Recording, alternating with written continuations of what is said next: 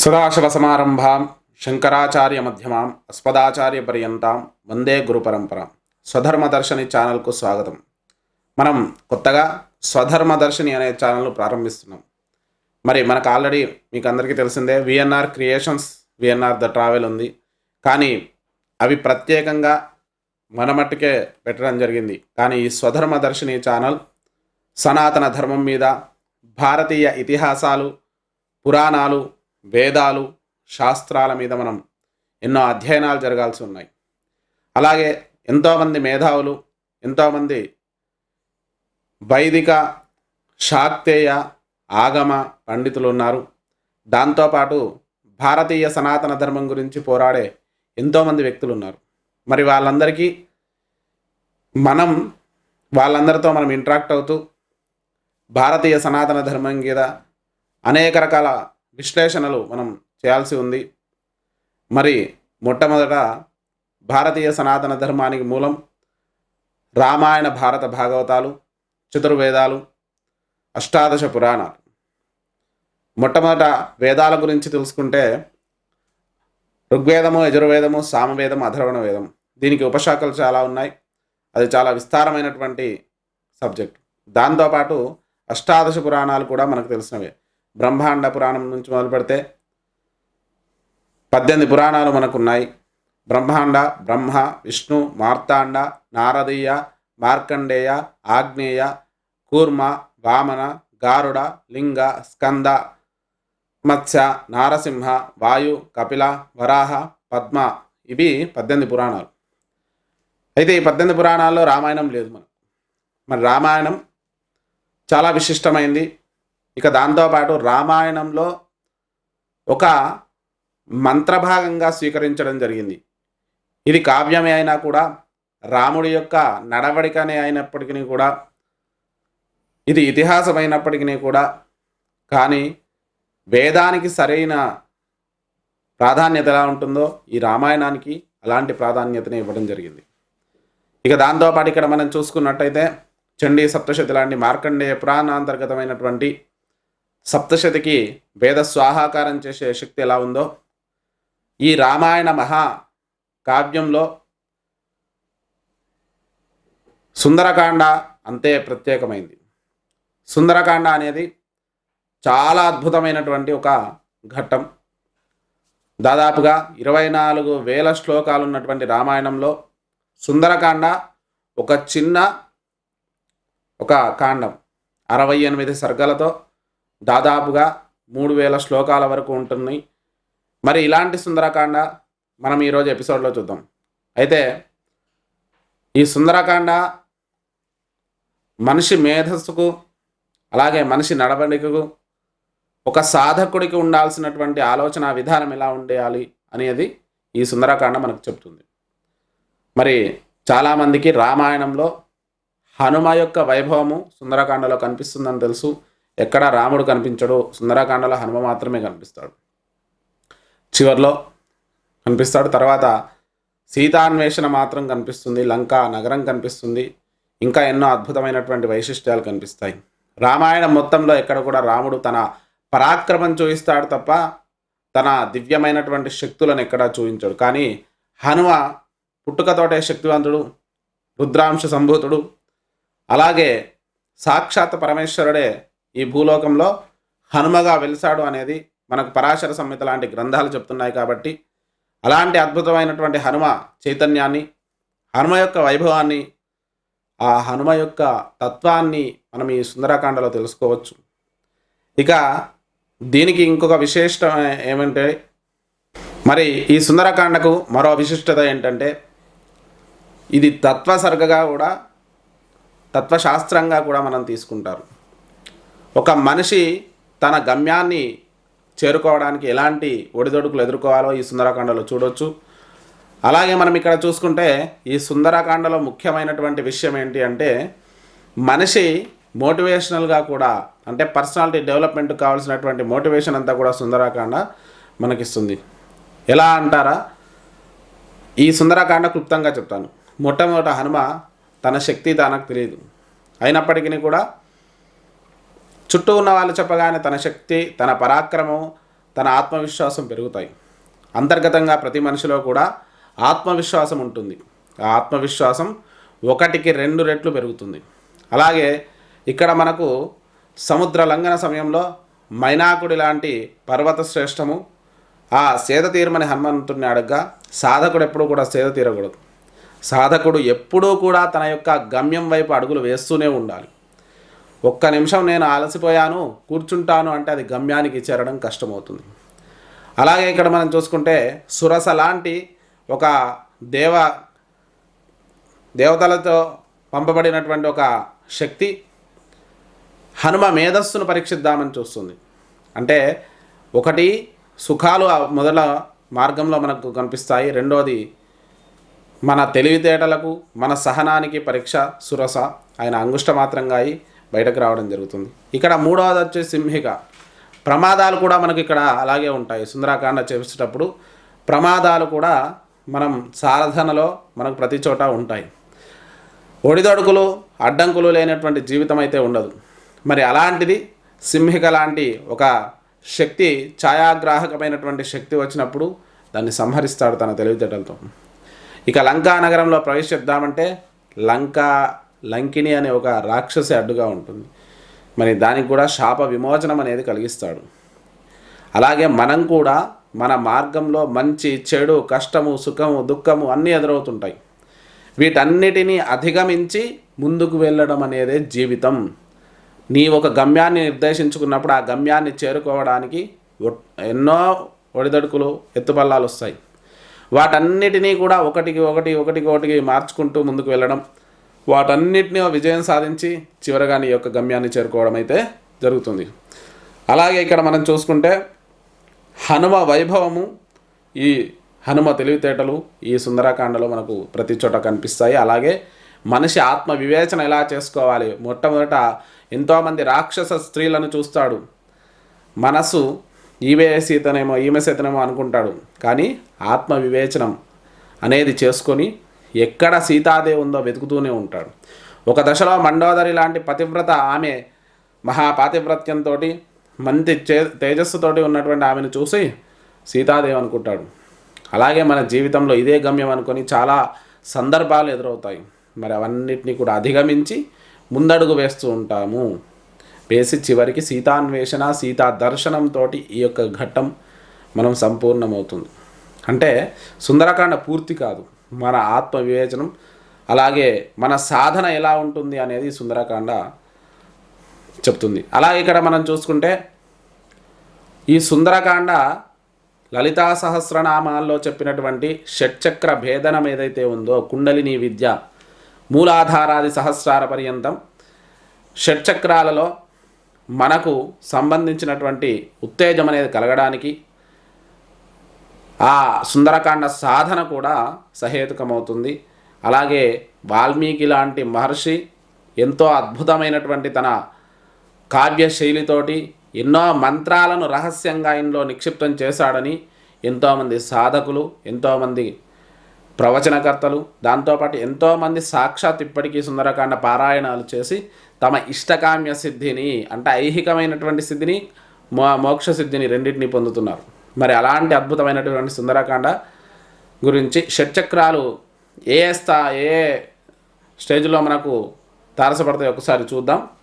సుందరకాండలో అద్భుతమైనటువంటి ఘట్టాలు ఎన్నో ఉన్నాయి.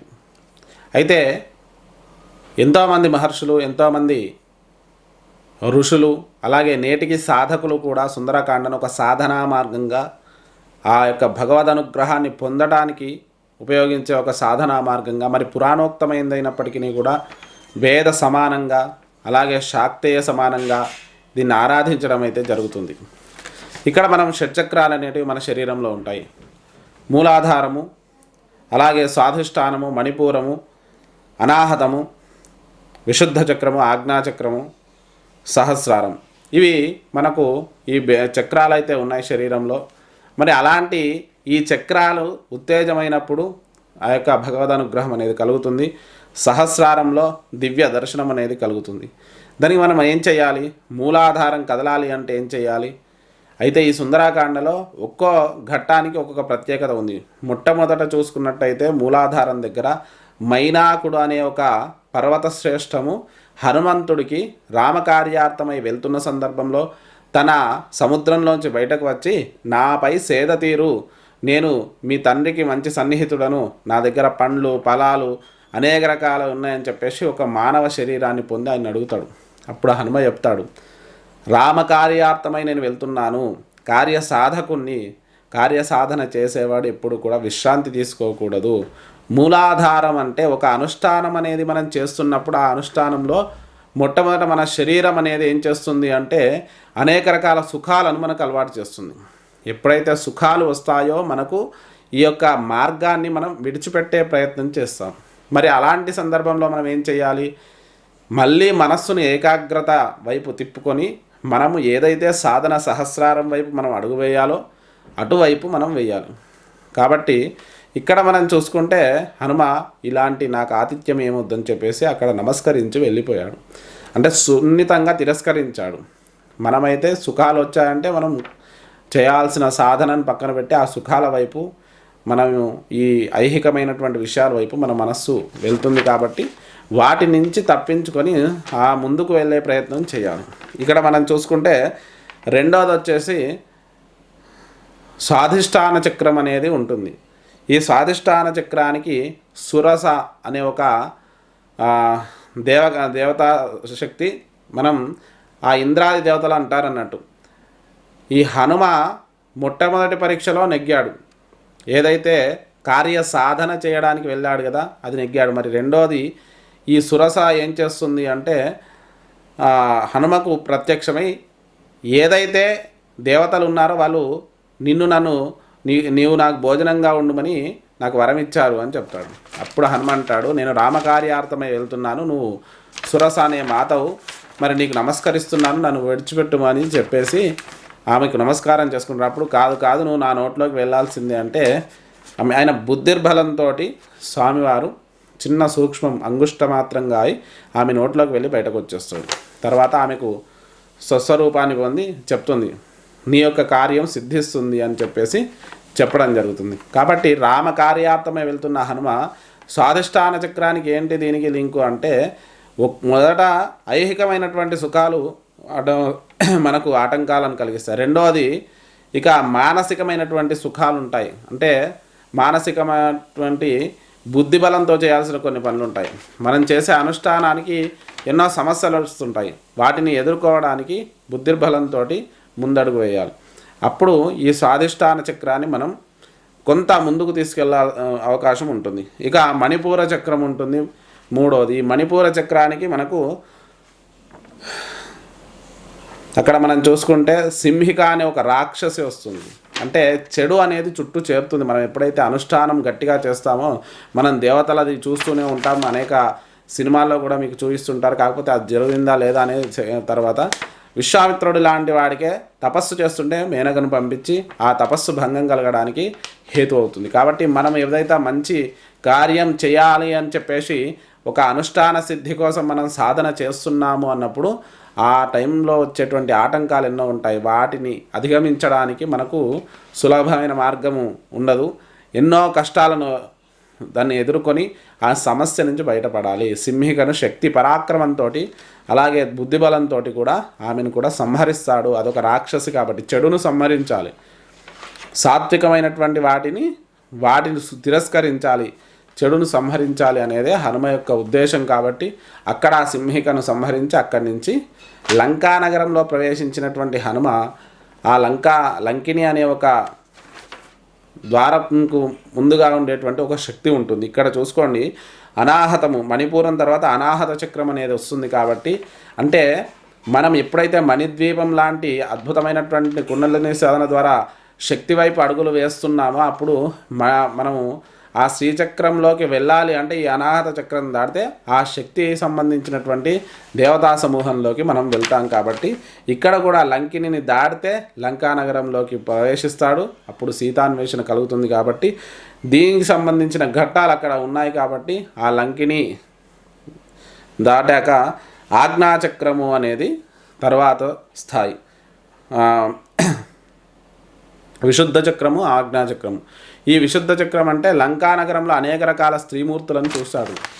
అక్కడ రాక్షస కాంతలను చూస్తాడు. వాళ్ళు శరీరం మీద బట్టలు లేకుండా ఉంటారు, అనేక రకాల వికృతమైనటువంటి రూపాల్లో ఉంటారు. వాళ్ళందరినీ చూస్తాడు. చూసి ఆయన అనుకుంటాడు, వీళ్ళందరేంటి ఇలా వ్యవస్థలుగా ఉన్నారు అని చెప్పి. కానీ ఆయన బుద్ధిర్బలం యశోధైర్యం నిర్భయత్వమరోగత అజాఢ్యం వాక్పటుత్వం చ హనుమాత్ స్మరణాద్భవేత్, అన్నీ మనకు సిద్ధింపచేసేవాడే ఆయన. మరి ఆయనకు సిద్ధించుండయా?